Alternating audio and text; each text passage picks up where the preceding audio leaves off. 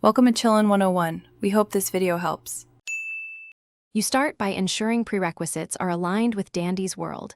Install the Flutter SDK that the mod expects and enable desktop or platform support. Once done, add flutter/bin to path and run Flutter Doctor to surface missing pieces. Then clone the Dandy project, run flutterpub get to fetch dependencies, and open the main entry file so you know where execution begins. This gets you into a runnable state fast, rather than redoing obvious setup later. Now optimize the build path. Switch to profile or release when measuring speed, and rely on hot reload during iterative work to avoid full rebuilds.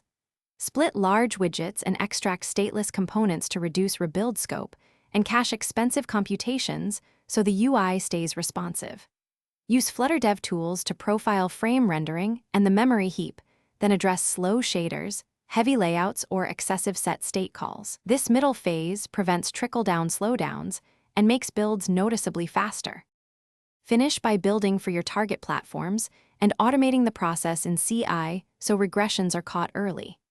Test on real devices or the exact resolution Dandy's world uses, verify assets are optimized and any deferred components load correctly. If performance issues persist, inspect logs and the profiler, run Flutter Analyze for static problems, and clear caches with Flutter Clean before a full rebuild. One key troubleshooting tip. If intermittent slowness appears, reproduce with profile mode and record a timeline to pinpoint the cause. Thanks for watching. Consider subscribing if we helped you.